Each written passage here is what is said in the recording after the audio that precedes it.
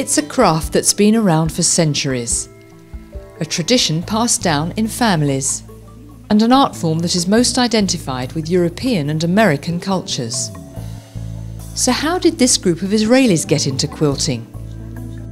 Well, one day I went to see a girlfriend of mine, and she was making a quilt for her daughter, and I couldn't believe the colours that she was using, and the whole thing just seemed to tell me such a story, and it was so beautiful.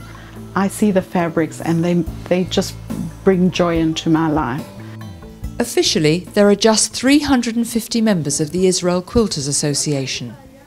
Unofficially, hundreds more take part in this traditional craft.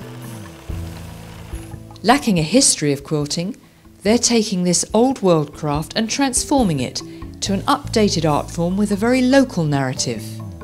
What I've discovered that with the quilt revival of recent years, that many countries which have their own quilting traditions, at the beginning of the new age of quilting, have looked to America and to Europe as a source of inspiration, but gradually they have gone back to their own original quilts.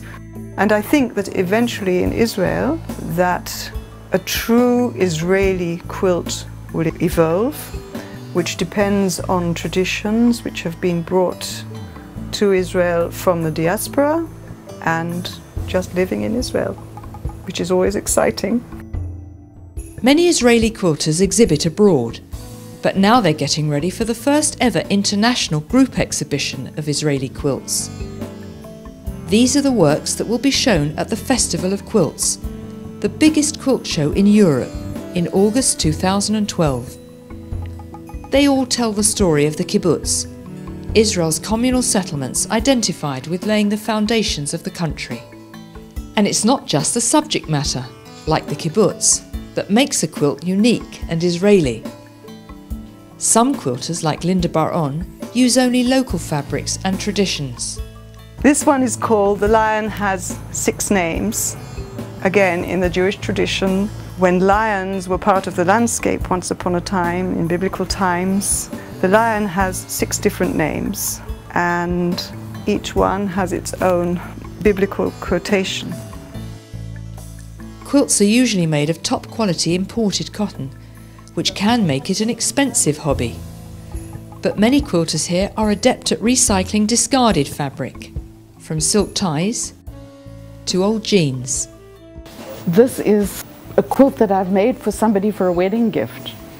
These are 7 denim shirts that I cut up. Every fabric tells a story. Every fabric has its association, whether it's lace or velvet or denim.